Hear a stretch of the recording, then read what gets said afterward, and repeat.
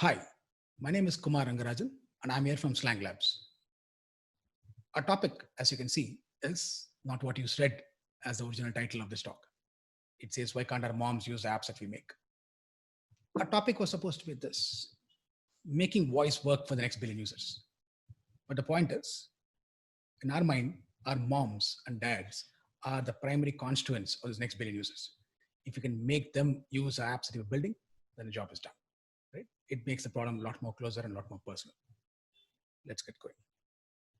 Some context, a little bit of introduction about us. We are a Bangalore-based company, and we are what we call as a VAS company. We provide managed and easily consumable smart multilingual voice assistants that can be embedded into mobile and web apps. What's VAS? It's a new term we just coined. It's called a voice assistant as a service. Just like you have SaaS software components where you can just use third-party software of the internet, you can use our voice assistants and embed them right into your application. We take care of a lot of effort. You just have to plug them into your application. That's about us. We are working with some of the largest startups and enterprises in India as they try to solve for the next billion users. During our journey, we did a lot of field level research, trying to understand what interface challenges exist for mobile users. Right? What do they do? How do they use it? What exactly is the problem that they're actually having? We were inspired by this one single question. We already showed you the title. Yes.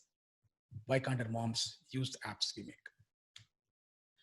We wanted to understand her digital experience and all those are the billions of people that she represents. What we popularly call as the next billion users.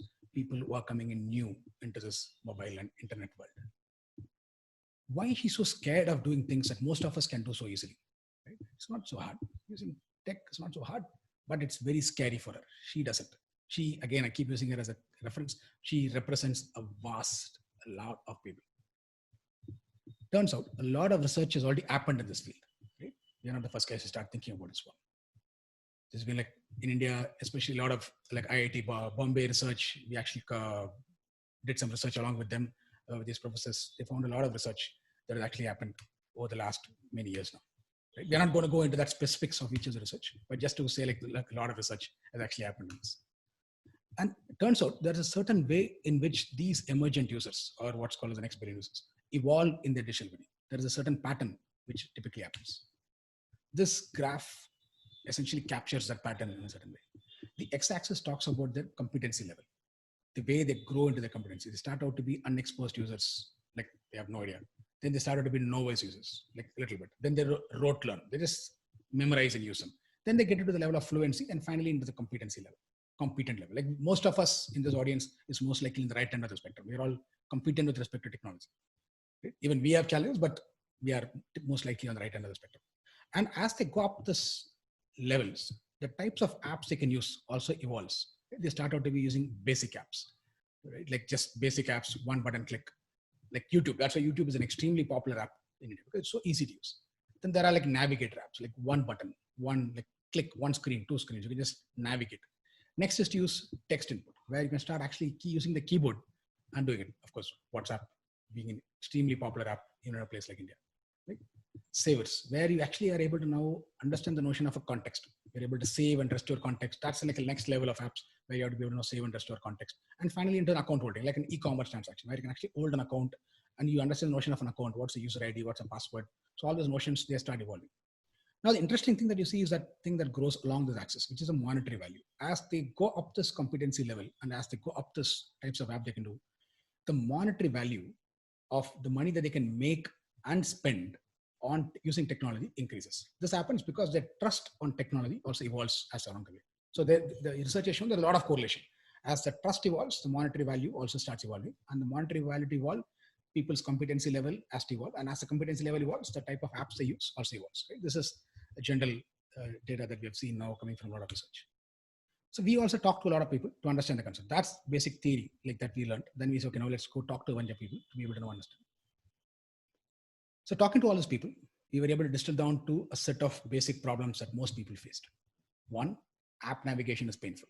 Right? Going from point A to point B in your app is painful because you have to go through a lot of other intermediate steps. It may just seem like you're going to point B, but you have to click on a menu, click here, click here.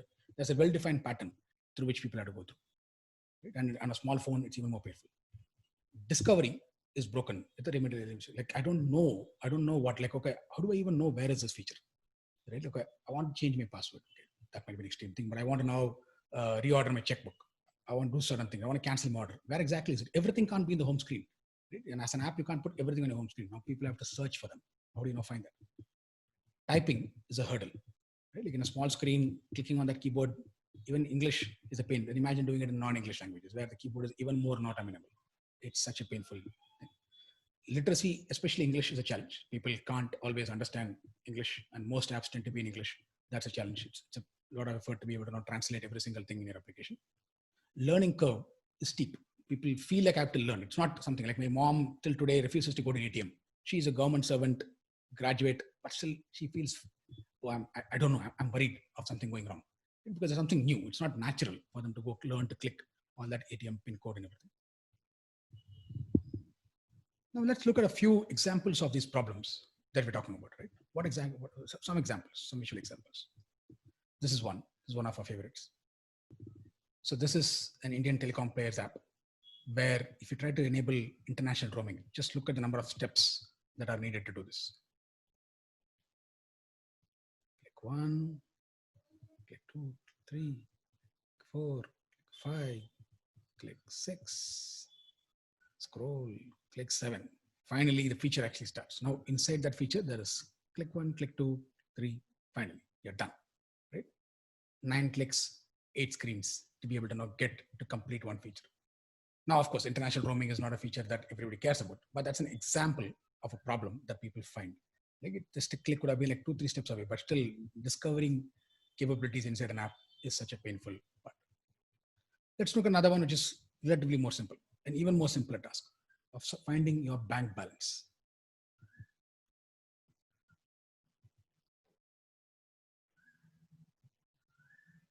So people, how hard is it for someone to do something as trivial as finding a bank balance in your app?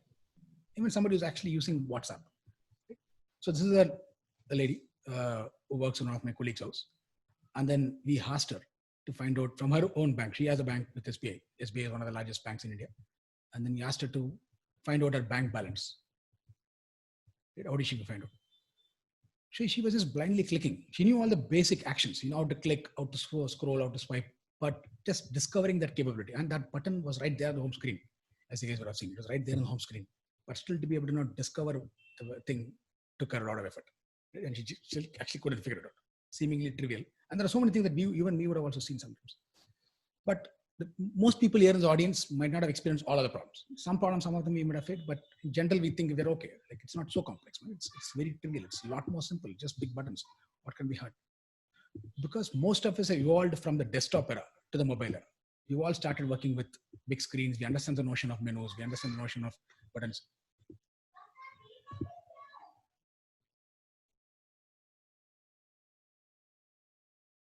Sorry, that's my kids in the background. So most of us evolved from the desktop era to the mobile era, right? So that's why for us, it's not such a big problem. But for people who are coming in new, the end users was starting the digital journey via a mobile phone. The world feels very different. It's not the same as what for you and me.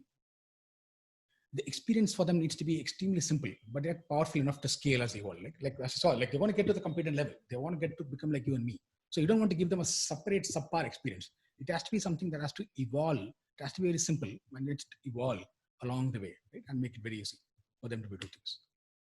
So that's where our customers and us worked, like that's where our primary product, and that's where our customers are also interested to be able to now add an in-app voice assistant to be able to help simplify the user journey.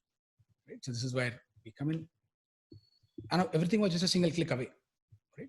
This is one of the popular e-commerce apps, and so like they just their whole search became like a single button right at the bottom. Right? It is just a single click away.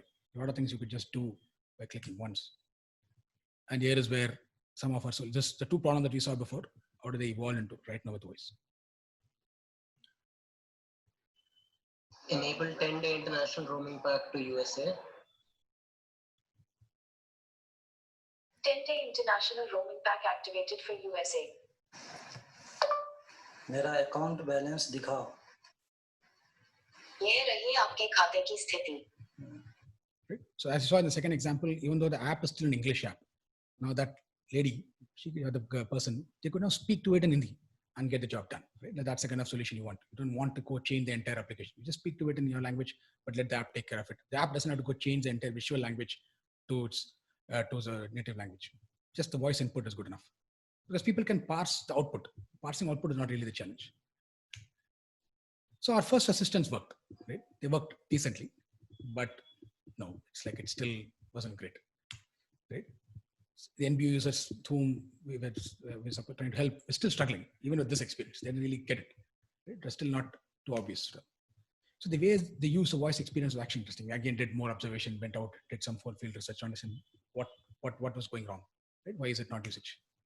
First thing, the obvious thing, they don't even notice the mic button, right? Because the mic button just blended with the application. They didn't even notice it. So, but we are not trying to build a services company. So we are a product company. So now we have to provide choices. So we essentially wanted to do a palette of multicolored icons that customers could choose from. You could just pick based on your background, what is your primary color and what is secondary color, you can then choose. And we also added the stock bird into the mic button so that you knew that it is not like in WhatsApp when you see a mic, it is not like you're sending a voice message, but you're saying, I cannot talk to that.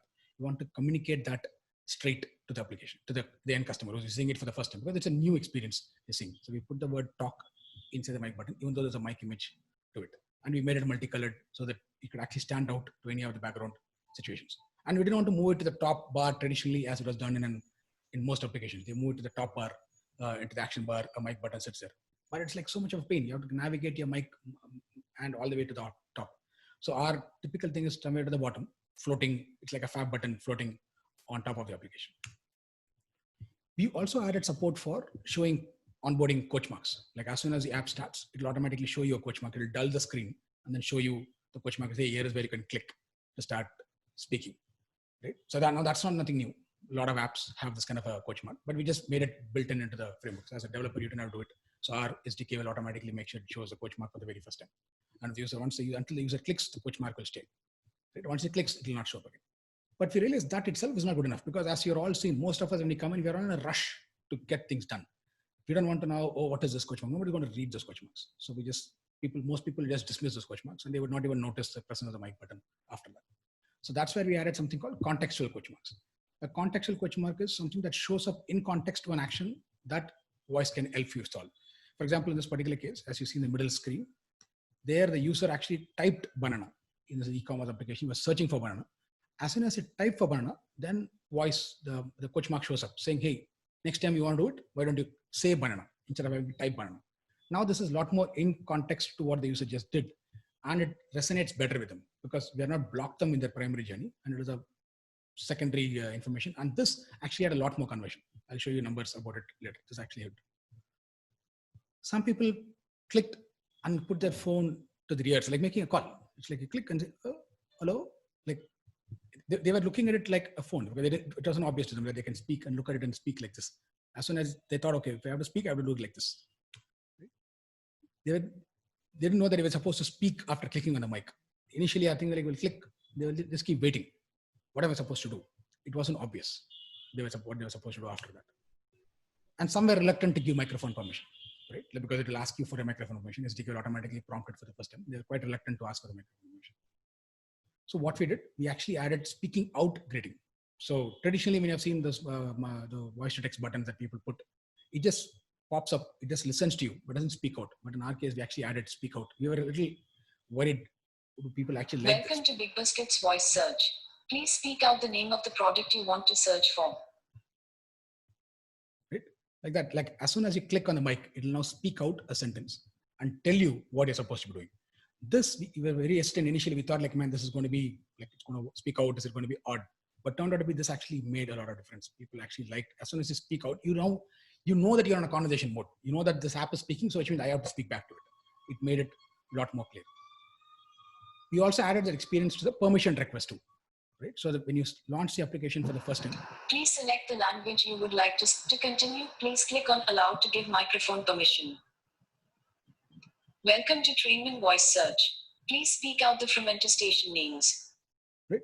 So it will now, every step is now voice guided too. It will tell you what to do by voice. So that made a lot of difference. Like if you just show them like some text and say, oh, please click on the allow icon, some people intuitively will click some people would not even know what they're supposed to do, but by actually speaking out, it added to the experience. It really made the difference in the number of times we were able to actually get the permission, because they knew what they were doing, what it was for.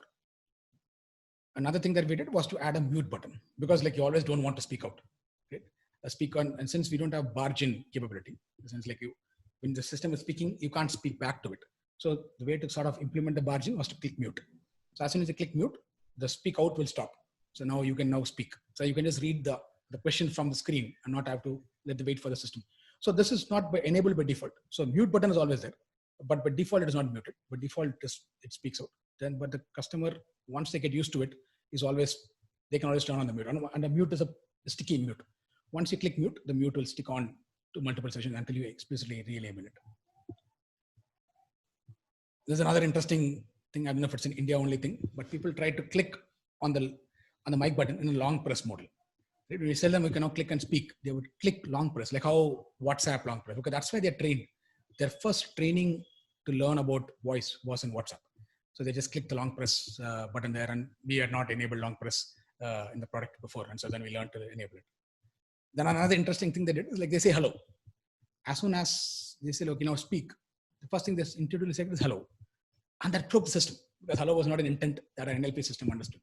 Right? So we had to now support hello by default to all the conditions. Like, okay, whenever any application, you just say hello, you just say hey, hello back, and then say continue the same question. Hey, hello, how are you? And then say, what would you like to buy today? Or what item are you ordering? Or which place are you trying to go? So you have to have that hello intent by default. So this is some of the examples. So all these things that we were able to now research from what we understood, actually able to get us better traction with our end users using the assistant.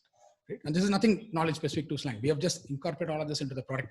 This can be something very common sense thing that any assistant that is being built should incorporate, especially something that is working with in a mobile form factor, in a mobile environment. You need to be able to now add all these things. So the result that we were able to see, so because of some of these things, when we experimented with some of the larger customers, this is across like a sample of around 2 weeks of 1 to 2 weeks of data with around 30,000 people who actually used voice, at least have used to, not. So we didn't see everybody using voice, right? But that's expected. Around 20% people used voice. Now, of the people who used voice, they would not only use voice. A lot of them used voice and touch interchangeably. Sometimes they use voice, sometimes they use touch. You're still trying to understand the patterns, but like they were not like, okay, I will only use voice. But there was still some percentage of people who only used voice. 26% of the people, once they used at least voice once, stuck to it. They did not go back to the typed world. So that was a very extremely encouraging number that we were able to see. Conversions, like I was saying, this onboarding coach mark, which is the coach mark that we show at the beginning when the user is saying, oh, here is a new feature that you can now click here and speak. That didn't have a lot of conversion. It showed only around 13% conversion. But the contextual coach mark, showing the coach mark at the right time, that had a much higher conversion, almost double the conversion rate versus the onboarding coach mark. So showing them that coach mark at the right time rather than before made a big difference. And another interesting thing that we saw, the language breakdown. So even though we support like 5 languages, right? And we thought, okay, there'll be a fair mix. And India is predominantly Hindi and other speakers. So we thought there'll be a big mix, but turned out to be like at least the audience that we were able to see. And this, I think, is data that correlating with a lot of other people's data too. It's like 75%, almost 75% of users are still preferring English as a primary language. And Hindi being the second language, Tamil, Kannada, Malayalam, like we don't have other languages right now, but at least in the language spectrum that we have, I think English is by far still the biggest. So I think it again adds to the fact that in India is a very aspirational country. Even though English is not necessarily your mother tongue, English is extremely aspirational. So English is not going away, but you need to be able to still give them a choice, because 25% of the audience still wanted to talk in other languages. Right? I think that ability was not there. You would have lost that 25% of the audience. And there were some really power users. We were really surprised. Like people who spoke like 300 commands, like in like a matter of 2 days. 300, like maybe like we thought, okay, one guy's outlier. But then we saw like 300, 200, a lot of people speaking hundreds. Like they were constantly searching for things using voice once they saw it. So this is another interesting thing. So there are people who really like it. People like it. People who want to use it. So it's up to us now provide all these good experiences and make it available in more and more apps to get more people to actually start using it. So that's almost from us. So we're hoping all our moms and dads and benefit from this. all ours, like yours, all of us, able to learn something from here and maybe incorporate it into your applications and make it useful for a lot more people. Thank you very much for your time. Appreciate it.